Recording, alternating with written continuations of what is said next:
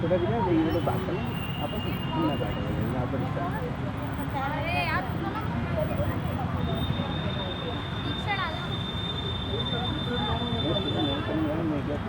ठीक है वो काट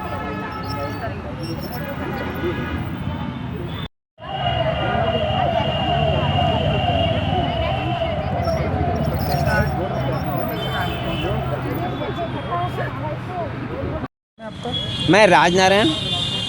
क्या आज कार्यक्रम चल रहा है यहाँ गांधी चौक की तरफ? आज सर्वविदित है कि 30 जनवरी को गांधी जी की शहादत हुई थी। आज गांधी जी की पुण्यतिथि है और पूरे देश में आज के दिन को शहीद दिवस के रूप में मनाया जाता है।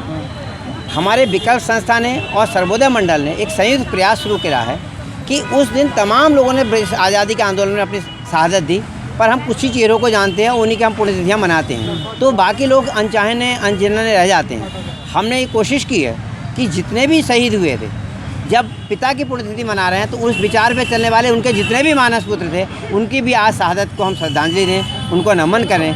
और एक बहुत बड़ा एक राजनीतिक कारण बन गया है कि हम आपस में शहीदों को ला रहे हैं। सब शहीद चाहे किसी भी विचारधारा से प्रेरित रहे हों, उनका एकमात्र उद्देश्य था कि वो आज़ादी के लिए लड़ रहे थे, अपनी जान न्यौछावर कर रहे थे।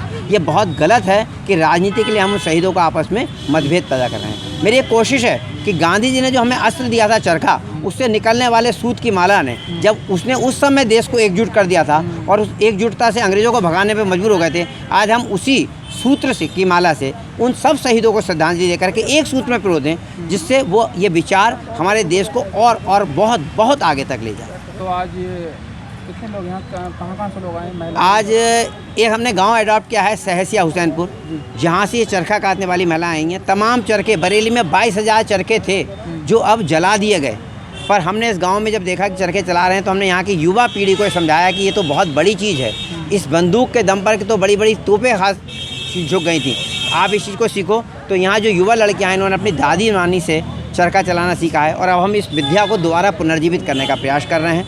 और हम इनसे सीखी जो सूत की माला होती है, क्योंकि उसका जब तक आर्थिक मूल्य नहीं मिलेगा तो लोग आगे तक चीज़ नहीं बढ़ाएंगे। हम ये माला को 10 रुपये में लेते हैं और आज हम फूलों की जगह इस सूत की माला से ही सब शहीदों को श्रद्धांजलि देते हैं।